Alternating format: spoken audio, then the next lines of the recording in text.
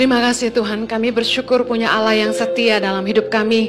Tuhan yang tidak pernah meninggalkan kami. Bapa, kami bersyukur untuk hadirat-Mu yang ada di tengah-tengah kami. Hamba percaya hadirat-Mu memulihkan, menyembuhkan dan menguatkan kami. Berkati kebenaran firman-Mu. Roh Kudus ajari kami, buat kami ngerti apa yang Tuhan mau. Tolong hamba-Mu karena sungguh tanpa Engkau hamba tidak mampu. Permuliakanlah nama-Mu dan berkatilah umat-Mu. Hanya di dalam nama Yesus kami berdoa. Yang siap diberkati sama-sama katakan Amen. Silakan duduk kembali, puji nama Tuhan. Shalom, shalom, shalom. Saya ingin juga menyapa jemaat yang saat ini duduk di ruang overflow di depan lobi dan juga jemaat yang mengikuti secara streaming live online dimanapun Anda berada. Saya berdoa Anda juga dilawat Tuhan dan diberkati Tuhan. Amen. Haleluya. Bulan November gereja ICI mengangkat tema tentang leadership. Dan saya sedang mengupas tentang gaya kepemimpinan Tuhan Yesus. Dan sekarang saya akan bagikan tentang kepemimpinan yang melayani, servanthood leadership. Yesus dikenal sebagai pemimpin yang melayani. Saudara, kebanyakan orang itu kalau mengejar kedudukan, mereka mencari kedudukan itu untuk memperoleh kekuasaan, nama besar, dan kekayaan. Makanya maaf, banyak orang berlomba-lomba ikut pemilu, jadi caleg. Kenapa? Karena punya kedudukan berarti punya nama, punya kuasa, dan punya harta. Makanya sampai bela-belain jual sawah. Tapi Yesus menunjukkan bahwa kepemimpinan yang sejati bukanlah tentang kekuasaan dan kedudukan, tetapi tentang kasih, pelayanan, dan pengorbanan. Dalam Markus 10, judul perikopnya gini, bukan memerintah, melainkan melayani. Kita lihat ayat 42, kita sama-sama baca yuk. 3, 2, 1. Tetapi Yesus memanggil mereka lalu berkata, kamu tahu bahwa mereka yang disebut pemerintah bangsa-bangsa memerintah rakyatnya dengan tangan besi. Dan pembesar-pembesarnya menjalankan kuasanya yang keras atas mereka. Tidaklah demikian di antara kamu, sama-sama, barang siapa ingin menjadi besar di antara kamu, hendaklah ia menjadi pelayanmu. Dan barang siapa ingin menjadi yang terkemuka di antara kamu, hendaklah ia menjadi hamba untuk semua. 45, karena anak manusia juga datang bukan untuk dilayani, melainkan untuk melayani dan untuk memberikan nyawanya menjadi tebusan bagi banyak orang. Jangan setelah baca ini terus ditelan mentah-mentah, pulang ini pembantu rumah tangga duduk di meja makan dan bilang sama bosnya, masakin saya. Enggak gitu ya. Jadi kita akan belajar, Yesus mencontohkan kepemimpinan yang melayani. Salah satunya adalah Yesus membasuh kaki para muridnya dalam Yohanes 13-14. Nah, mari kita belajar apa sih arti kepemimpinan yang melayani. Saya akan bagikan 3. Yang pertama, mengorbankan kepentingan sendiri untuk melayani kepentingan orang banyak. Di dalam leadership itu ada pengorbanan. Markus 10:45 dikatakan, karena anak manusia juga datang bukan untuk dilayani, melainkan untuk melayani dan untuk memberikan nyawanya menjadi tebusan bagi banyak orang. Di dalam leadership, melayani itu gini, kita mengorbankan kepentingan kita sendiri untuk mengedepankan kepentingan orang banyak, dan kita meletakkan kepentingan mereka di atas kepentingan kita sendiri. Ada pengorbanan. Contoh, realita kepemimpinan di dunia itu 24/7 plus sacrifice. Apa artinya? Di level tertinggi, tuntutan waktu kerja itu tidak kenal waktu. Saya sama Pastor Jojo, beda sama staf kantor. Mereka kerja dari 9 to 6. Atau ada yang datangnya dari 12 to 9, tergantung mereka di ICI atau di YTP. Sedangkan kami, 1 hari, 24 jam, kita nggak bisa bilang, udah jam 6 jangan ganggu ya. Kita nggak bisa bilang, saya bisa ditelepon mulai jam kantor ya. Nggak ada begitu. Jam 2 pagi orang bisa ngebel pintu rumah kami. Nggak dibukain, bel terus. Sampai bangun satu rumah, kita bukain, layani mereka. Ada yang jam 4 pagi. Ada yang bisa nelpon jam setengah 12 malam. Saya kemarin itu baru punya kesempatan nafas. Kasarnya Jumat sore pulang dari Israel, Holy Land. Sabtu pagi beres-beres belanjaan, masukin ke kantong oleh-oleh. Lalu beresin koper lagi. Lalu baru siapin firman tuh sore jam 4. Seharian itu nggak berhenti, WA masuk, telepon masuk, sampai malam masih ditelepon orang. Di titik saya lihat udah di atas jam 11, saya udah ngangkat. Karena nggak ada habisnya. Dan kadang-kadang orang nggak ngerti bahwa kita juga butuh istirahat, kita juga butuh siapin firman. Padahal Sabtu itu hari penting buat saya sama Pastor Jojo siapin firman. Jangan diganggu. Ada yang tolonglah Bu, layani kami. Sabtu itu ada yang undang pesta nikah lah, ada yang undang persekutuan di rumahnya lah. Maaf sekali nih, gitu. Saya kalau udah Sabtu tuh, ampun deh. Kalau Pastor Jojo masih paisengki, bahasanya orang keren. Paisengki itu sungkan, masih bisa melayani pemberkatan Sabtu pagi, padahal baru sampai. Kalau saya sih, no way Jose. I'm sorry my boss, no. Tapi realita kepemimpinan 24/7. Nggak ada bos yang sebenarnya benar-benar bisa libur. Tapi banyak orang yang sudah nggak perlu sibuk, dia cuma nikmatin hidup, itu puji Tuhan. Tapi kayaknya kalau saya sih nggak mau ya tua nggak ngapa-ngapain, nunggu mati doang. Di dalam kepemimpinan di level tertinggi, kita justru harus banyak berkorban. Ada harga bayar untuk menjadi seorang pemimpin. Dalam melayani kepentingan orang banyak, kita dituntut harus mau berkorban. Contoh, mengorbankan waktu dengan keluarga.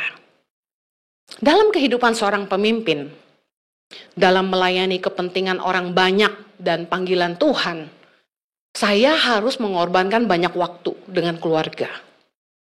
Pernah satu kali saya ditanya gini, Bu Heni, kapan ibu bisa punya waktu sama anak-anak ibu, sama suami ibu, kalau ibu pelayanan terus? Mereka nggak tahu aja dalam hati tuh menangis. Cila udah kayak lagu ya. Saya tuh setiap hari dulu ya, dulu nih, harus khotbah tuh dari Senin sampai Minggu. Menjajakan jualan tangan pengharapan kemanapun saya pergi. Dan capek Bapak Ibu, stres, make up tiap hari, ngeblow rambut tiap hari, sendiri, nggak ada make up artis. Jadi sampai staf saya bilang gini, Ci, lu sih kasih karunia, kenapa? Rambut lu tuh ya dikeramas tiap hari, diblow tiap hari, masih banyak aja katanya, nggak botak. Dan mati saya, Tuhan tahu yang kubutuhkan. Saudara, anak saya waktu itu masih bayi ya, Axel masih baby, Chloe Zoe baru 2,5 tahun. Saya harus meninggalkan mereka karena saat itu Tuhan lagi panggil saya untuk merintis tangan pengharapan. Saya hamil besar Axel, itu saya ke pedalaman Bapak Ibu. Dari saya masih merintis pelayanan di Jakarta, itu anak jalanan, ada 8 titik 1028 anak jalanan yang kami bantu. Kami kasih bimbel, kasih makan. Dengan perut sebesar ini, saya tuh masih naik tangga besi kecil buat lihat anak-anak belajar di atas, makan tuh di bawah. Saya masih kerel kereta api, masih gitu-gitu. Nah pas Axel lahir, baru saya mulai ke pedalaman. Jadi saya buang ASI di daratan Indonesia di mana-mana Bapak Ibu. Berat. Jangan pikir saya mau. Berat sekali. Panggilan Tuhan membuat kita tuh bisa menempatkan kehendak Allah di atas segalanya. Padahal kalau Anda tahu, Anda mungkin dalam hati mengkritik saya dan berkata, kamu ibu yang kejam, kamu perempuan yang tidak mencintai keluarga. Bapak Ibu perlu kenal, saya orangnya family oriented banget. Saya bisa gak punya teman asal ada keluarga. Saya bisa gak kemana-mana asalkan saya di rumah sama anak saya. Kalau papanya pergi-pergi ya nggak apa-apa, yang penting ada anak aja. Saya family oriented dan sayang anak banget. Bayangin anak orang aja gue sayang, apalagi anak sendiri. Jadi waktu saya harus taat dengan panggilan Tuhan, saya doa, saya bilang gini, Tuhan, siapa yang saya harus tolong? Tuhan bilang gini, help the one who need the most. Tuhan langsung ingetin saya anak-anak di Halmahera. Tuhan langsung ingetin saya anak-anak di Papua. Aduh, sebelum saya berangkat malamnya, saya pelukin anak-anak saya satu-satu, saya ciumin, saya nangis Bapak Ibu. Mama mana yang gak nangis ninggalin anak, saya gak tahu deh. Waktu buang ASI itu Bapak Ibu, saya nangis. Saya ingat saya punya bayi di rumah yang butuh ASI saya dan saya buang itu cuma-cuma. Aduh, sia-sia. Saya sedih banget. Saya khotbah pertama untuk kehidupan kami pribadi, karena kami hidup dari Injil. Yang kedua untuk ngidupin tangan pengharapan. Saya harus berkorban untuk kepentingan orang banyak. Untuk anak-anak tangan pengharapan.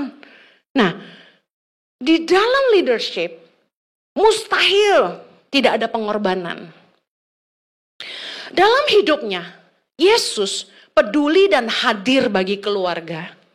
Namun dia menempatkan kehendak Allah di atas segalanya. Kita lihat Markus 3. Alkitab tuh memang keren. Ayat 31. Sama-sama kita baca. 3:21. Lalu datanglah ibu dan saudara-saudara Yesus. Sementara mereka berdiri di luar, mereka menyuruh orang memanggil dia. Ada orang banyak duduk mengelilingi dia. Mereka berkata kepadanya, lihat, ibu dan saudaramu ada di luar dan berusaha menemui engkau. Jawab Yesus kepada mereka, siapa ibuku dan siapa saudara-saudaraku? Ia melihat kepada orang-orang yang duduk sekelilingnya dan berkata, ini ibuku dan saudara-saudaraku. Barang siapa melakukan kehendak Allah, dialah saudaraku laki-laki, dialah saudaraku perempuan, dialah ibuku. Bapak Ibu baca firman ini, jangan pikir Yesus menolak keluarga jasmani. Tidak. Kok Yesus gitu ya? Kok Yesus gak langsung keluar ya, nemuin orang tuanya gak sopan ya gitu misalnya. Kok dia gak peduli sama adik-adiknya? Gak gitu. Yesus lagi ngajarin tentang makna keluarga rohani. Bahwa barang siapa taat kepada Allah, kita punya ikatan sebagai keluarga seiman. Amin. Orang-orang yang dipanggil untuk mengasihi Allah. Di saat penderitaan Yesus di atas kayu salib, Yesus tuh masih mengingat kesejahteraan ibunya. Yesus nitipin ibunya sama siapa? Yohanes, murid yang dikasihinya. Yohanes 19 ayat 26 sampai 27 kita baca. Ketika Yesus melihat ibunya dan murid yang dikasihinya di sampingnya, berkatalah ia kepada ibunya, ibu, inilah anakmu. Kemudian katanya kepada murid-muridnya, inilah ibumu. Dan sejak saat itu, murid itu menerima dia di dalam rumahnya. Kemudian katanya kepada murid itu, inilah ibumu. Dan sejak saat itu, murid itu menerima dia di dalam rumahnya. Kalau Bapak Ibu pergi ke Turki, Bapak Ibu akan mengunjungi situs di mana ada kuburan Yohanes dan ada rumah Bunda Maria. Membuktikan bahwa mereka pernah tinggal di sana ketika mereka lari dari jajahan kejaran Romawi. Jadi mereka diselamatkan, dibawa pergi ke Turki. Yohanes membawa Bunda Maria ke sana dan tinggal beberapa lama di sana. Bapak Ibu, bayangin di saat penderitaannya di kayu salib aja, Yesus masih mengingat loh, mama yang dia tinggalin nanti gimana hidupnya. Dia masih urusin. Membuktikan meskipun dia sibuk memberitakan Injil kerajaan Allah kemana-mana, dia tidak melupakan keluarganya. Nah, saya sempat merasa tertuduh ketika karena panggilan Tuhan, saya harus meninggalkan anak-anak saya. Bahkan saya baru menyadari bahwa mereka ternyata sangat kehilangan saya setelah mereka besar. Mereka udah bisa cerita, mereka bilang, kami sedih karena mama selalu tinggalin kami. Tapi saya pernah cerita di khotbah saya bahwa ada harga bayar di mana saya tidak pernah kemana-mana kalau saya di Jakarta. Saya sama anak saya, nemenin dia nonton Barbie, sampai saya hafal semua film Barbie-nya. Saya nonton semua film-film yang dia tonton, supaya demi saya bisa sama anak saya di waktu saya ada di Indonesia, di Jakarta. Jadi anak-anak saya lupa mungkin bahwa mamanya tidak pernah berteman. Saya kehilangan waktu dengan teman-teman, nggak pernah ngopi-ngopi sama teman, apalagi boro-boro nge-mall. Karena saya lebih memilih kalau saya ada di Jakarta, saya sama anak. Karena ada harga bayar, saya harus menghidupi kehendak Allah dalam hidup saya. Bayarannya apa? Mengorbankan kehidupan sosial saya. Saya baca tentang Pak Ignatius Jonan. Bapak Ibu, Direktur Utama PT KAI, Kereta Api Indonesia, yang menjabat 2009 sampai 2014. Pak Jonan ini berkata gini, saya tidak percaya work-life balance. Challenging ya. Kepemimpinan sejati, dia bilang gini, yang ada hanyalah prioritas waktu. Kepemimpinan sejati menuntut keberanian dalam memilih kapan keluarga nomor satu, kapan visi perusahaan harus didahulukan. Terus dia bilang gini, coba slide berikutnya. Kalau waktu saya ditugaskan di KAI itu saya baru menikah 10 tahun atau kurang, pasti sudah cerai. Mari. Menarik sekali apa yang dia katakan. Work-life balance itu sulit dilakukan. Kenapa? Dalam hidup kita ada musimnya. Musim di mana kita kerja keras. Setelah kerja keras selesai, ada musim di mana kita mulai lebih tenang, lebih santai, kita bisa spend time waktu sama anak-anak kita, sama pasangan kita. Ada harga yang harus dibayar, ada prioritas waktu, ada musim kehidupan yang harus kita jalani. Kalau saya boleh bilang sekarang, meskipun saya masih sibuk, saya lebih punya waktu sama suami saya, karena sekarang dia tidak harus pelayanan keliling meninggalkan saya dan anak-anak saya. Yang sebelumnya hubungan rumah tangga kami sangat dingin karena dia sering pergi. Yang kedua, saya bisa punya waktu untuk bilang ke suami saya mau pergi ke Sydney mengunjungi Chloe Zoe. Meskipun belum. Sejak Juli terakhir saya kirim mereka ke sana. Nah, Pak Jonan bilang, kalau dia tuh nikah sama istrinya 10 tahun atau kurang, pasti udah cerai. Kenapa? 10 tahun pertama pernikahan itu penyesuaian. Anak-anak masih kecil.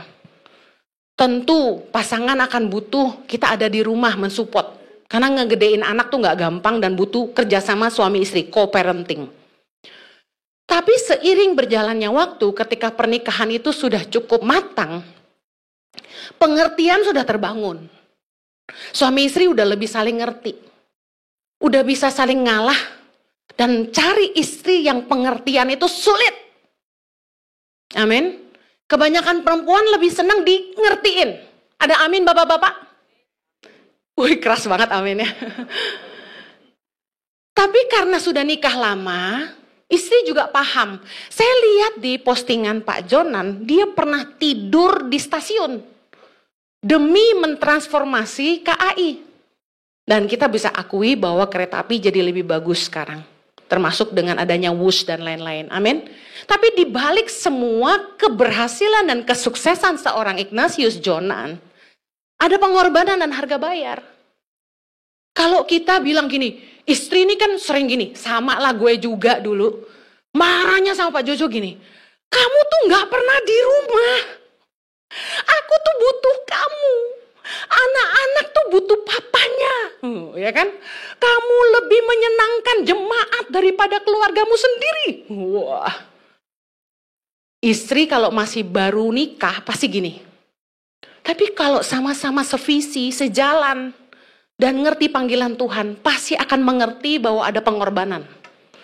Istri yang gak ngerti panggilan suaminya akan komplain, lu kok komsel melulu gitu. Pasti.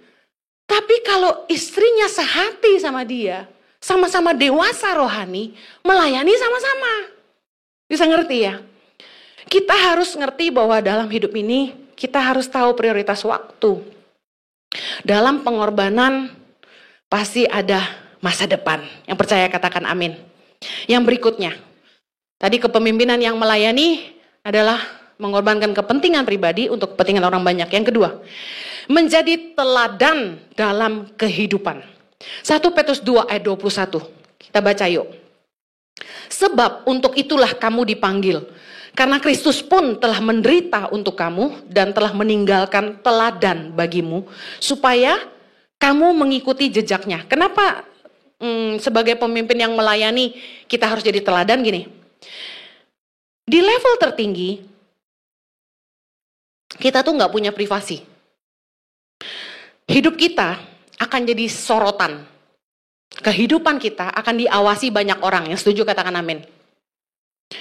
1 Timotius 3 ayat 5. Rasul Paulus mengatakan, jikalau seorang tidak tahu mengepalai keluarganya sendiri, bagaimanakah ia dapat mengurus jemaat Allah? Level kepemimpinan kita akan diukur orang dari bagaimana kita ngurus keluarga kita sendiri. Kenapa banyak pendeta yang tidak dihargai? Karena dianggap gini, anak lu aja bandel. Pendeta kalau udah sampai cerai, udah sulit deh. Nama baik itu sulit dipulihkan.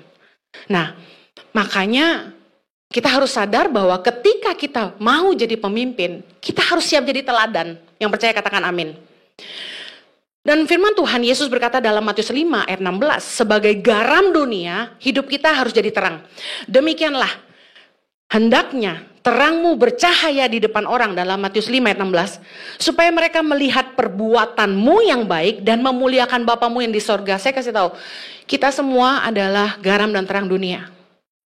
Kita nggak boleh gini, ya terserah gua, hidup gua, bukan urusan lo, nggak bisa. Kita harus siap jadi terang, supaya nama Tuhan dipermuliakan, amin. Saya lihat orang Kristen ya, nggak peduli banget namanya jelek di luar. Kalau di gereja, nih saya lihat nih dari sini nih, malaikat semua tampangnya. Coba lihat kanan kirimu. Wajah suci dan kudus semua. Tapi di luar pintu gereja, langsung jadi sakti semuanya. Bertengkar sama orang, gampang marah, emosian, sombong, gak peduli orang, ngomong sembarangan, ngerokok juga gak takut jadi batu sandungan, nipu orang, parah. Why? Karena kita gak siap bahwa Tuhan panggil kita jadi garam dan terang, kita harus jadi teladan, kita siap orang lihat hidup kita. Kalau Anda gak mau jadi teladan, akan sulit bagi Anda mengikut Tuhan. 1 Korintus 9 ayat 19, sungguh pun aku bebas terhadap semua orang. Aku menjadikan diriku hamba dari semua orang, supaya aku boleh memenangkan sebanyak mungkin orang. Mari kita belajar dari Rasul Paulus bahwa gue bebas sama hidup gue, dia bilang. Tapi gue jadi hamba, melayani kepentingan orang lain. Apa tuh? Supaya kamu diselamatkan, aku harus hidup jadi terang. Supaya kamu diselamatkan, saya harus menang dalam pernikahan saya. Supaya kamu diselamatkan, saya harus menang dalam keuangan saya. Supaya kamu diselamatkan, saya harus bisa menjaga hidup saya dalam kekudusan. Katakan amin. Nah, banyak orang gak gitu. Sebagai pemimpin, apalagi level tertinggi, bawahanmu itu lihat kamu. Mereka butuh figur, makanya orang tua, Anda adalah pemimpin di keluargamu, anak-anakmu lihat kamu. Bagaimana kita bisa belajar jadi orang seperti apa kalau tidak lihat orang-orang di atas kita? Aneh sekali ketika papa mengatakan sama anaknya, kamu tuh harus taat sama aturan. Papa suruh kamu bangun pagi, kamu bangun pagi. Tapi ketika nyetir mobil, papanya langgar lampu merah di depan anaknya. Bisa paham? Mama bilang sama anak-anaknya, kamu jangan suka menghakimi orang lain.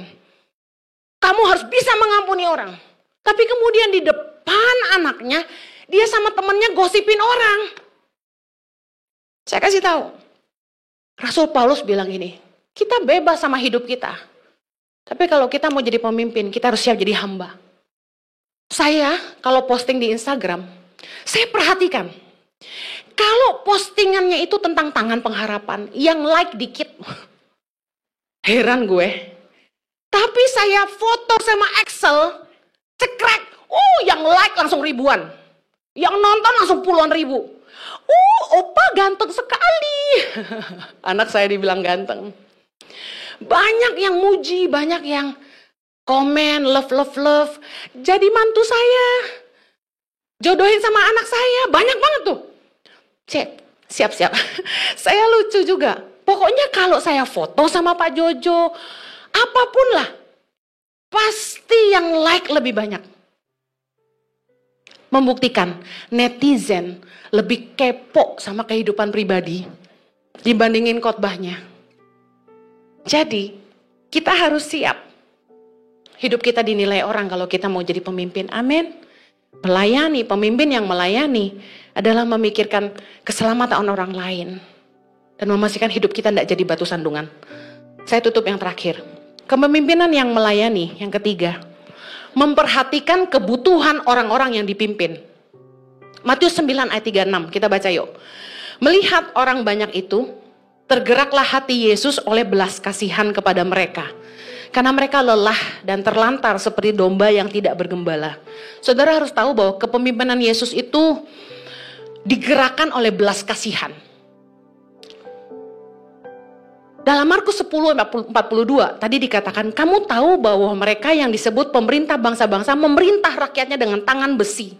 Dan pembesar-pembesarnya menjalankan kuasanya dengan keras atas mereka. Berlawanan dengan apa yang Yesus lakukan. Dia adalah seorang pemimpin yang penuh belas kasihan. Banyak pemimpin tuh yang menggunakan kekuasaan dan kedudukan mereka untuk semena-mena sama bawahannya. Menindas orang-orang di bawah mereka. Menekan orang-orang yang mereka pimpin. Tapi Yesus mengajarkan kita untuk mengasihi orang-orang di bawah kita. Punya belas kasihan buat mereka. Pemimpin yang melayani itu bukannya mencari kepentingan sendiri, tapi memperhatikan kepentingan dan kebutuhan orang-orang yang dia pimpin. Saya mau tutup dengan satu kesaksian. Orang hebat, seorang pengusaha, filantropis, tokoh bisnis legendaris asal Hong Kong bernama Lee Ka-shing. Beliau merupakan salah satu orang terkaya dan paling berpengaruh di Asia. Dia sering dijuluki sebagai Superman. Fotonya boleh? Oleh media Hong Kong. Karena kesuksesan yang luar biasa dalam bisnis. Mari lihat apa yang dia tulis. Sama-sama. Jangan ukur kesuksesan dari seberapa tinggi kamu naik. Tapi dari seberapa banyak yang kamu bantu naik bersamamu. Saya rasa ini akan jadi quote of the year Henny Christianus. I love it so much. Seringkali orang itu ngukur kesuksesan dari seberapa tinggi dia naik. Padahal kepemimpinan Yesus yang Tuhan Yesus ajarkan adalah kepemimpinan yang berbasis belas kasihan. You care for the people you lead. Sebelum dia naik ke surga, dia doa buat murid-muridnya. Dia minta Roh Kudus dicurahkan. Lihat. Jangan cuma mikir seberapa banyak anak buahmu bisa kerja buat kamu. Seberapa banyak yang mereka bisa bikin untuk bikin kamu tambah kaya. Tapi kamu harus jadi pemimpin yang melayani seperti Yesus. Yang mikirin juga kehidupan mereka, kebutuhan mereka. Amin. 1 Korintus 10 ayat 24 berkata, jangan seorang pun yang mencari keuntungannya sendiri. Tetapi hendaklah tiap-tiap orang mencari keuntungan orang lain. Kalau kamu tuh naik makin tinggi, jangan lupa bawa banyak orang untuk naik bersama kamu. Pertanyaan saya hari ini, renungkan hidupmu. Umurmu sudah berapa? Dan berapa banyak orang yang hari ini hidupnya lebih baik karena kamu? Pemimpin yang melayani. Yang pertama, mengorbankan kepentingan sendiri untuk kepentingan orang banyak. Yang kedua, pemimpin yang melayani menjadi teladan dalam kehidupan. Yang terakhir, pemimpin yang melayani, memperhatikan kebutuhan orang-orang yang dipimpin. Saya berdoa pulang dari tempat ini, Anda jadi pemimpin di rumah tangga, pemimpin di perusahaan, pemimpin di organisasi, pemimpin di komunitas. Anda akan menjadi pemimpin-pemimpin yang lebih baik dari kemarin. Amin. Care for the people. Mari berdoa. Tuhan Yesus tolong kami, untuk kami senantiasa terus belajar dari pribadimu yang luar biasa. Kau pemimpin yang melayani. Engkau mengorbankan hidupmu untuk menyelamatkan kami. Terima kasih Tuhan. Bahkan terima kasih untuk hidupmu. Seorang pemimpin yang jadi teladan bagi hidup kami. Dan kami bersyukur Tuhan. Karena Engkau menjadi pemimpin yang memperhatikan kami, umatmu. Hamba-Mu berdoa saat ini. Apapun yang jadi pergumulan dalam hidup kami, Tuhan tolong Engkau pemelihara dalam hidup kami. Engkau yang mencukupkan yang segala yang kami butuhkan. Sebentar kami akan menerima tubuh dan darah-Mu. Materaikanlah dalam hati kami. Di dalam nama Yesus kami berdoa. Amen. Berapa banyak sudah diberkati firman Tuhan pada pagi hari ini? Puji Tuhan. Baik, kita persiapkan diri kita menerima tubuh dan darah Kristus. Adakah di antara Bapak Ibu yang belum menerima roti dan anggur bisa melambaikan tangan tinggi-tinggi sehingga kami semua bisa melayani saudara untuk sudah bisa menerima roti dan anggur. Bagi Bapak Ibu saudara semua yang mengikuti secara online, sudah bisa mempersiapkan roti. Kalau nggak ada roti bisa diganti dengan biskuit, dan Anda bisa persiapkan anggur. Kalau nggak ada anggur bisa diganti dengan sirup, teh, atau air putih. Bisa lambaikan tangan.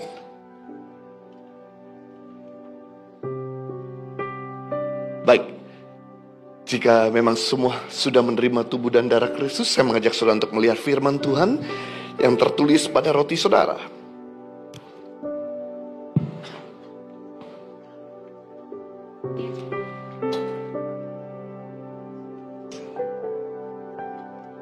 Saya undang kita pakai berdiri bersama-sama. Sebelum kita menerima tubuh dan darah Kristus, mari kita berdoa bersama-sama. Dan kita ucapkan dalam mulut kita, katakan, Tuhan Yesus, Engkau Tuhanku dan Juru Selamatku. Ampunilah dosa-dosa dan kesalahan akibat perbuatan, ucapan, dan pikiranku. Layakkan diriku untuk menerima tubuh dan darah-Mu. Dengarkan firman Tuhan.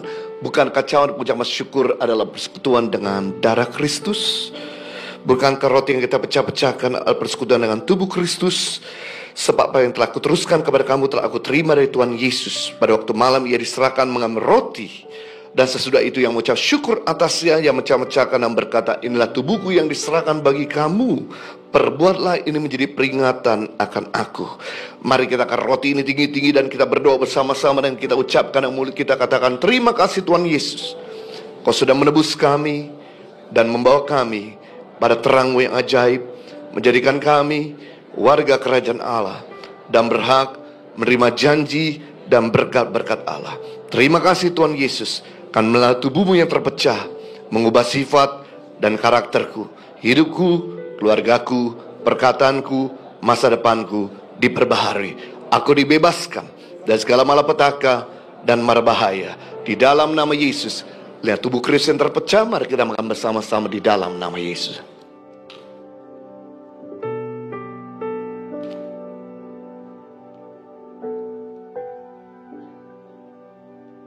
Demikian juga Yesus mengambil cawan sudah makan lalu berkata, cawan ini adalah perjanjian baru yang dimateraikan oleh darahku. Perbuatlah ini setiap kali kamu minumnya menjadi peringatan akan aku.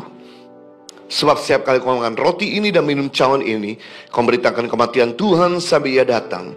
Mari kita kecawat perjanjian ini tinggi-tinggi dengan iman. Kita berdoa dan kita ucapkan dengan mulut kita, katakan, terima kasih Tuhan Yesus atas penebusan-Mu di atas kayu salib. Aku dan keluargaku dilepaskan dari segala kutuk. Terima kasih Tuhan Yesus buat darah-Mu yang tertumpah.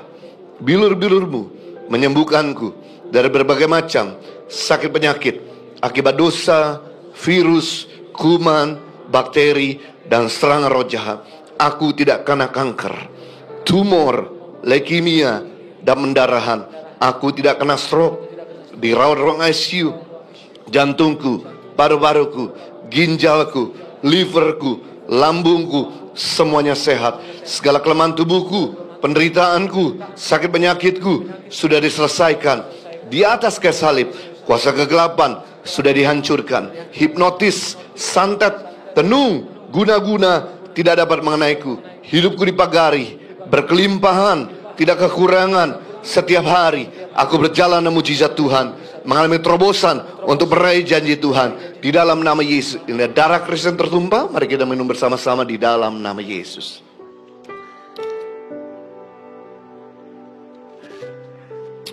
Mari kita buka tangan kita dan kita mulai mengucap syukur kepada Tuhan. Kami naikkan syukur kami. Terima kasih buat darah-Mu.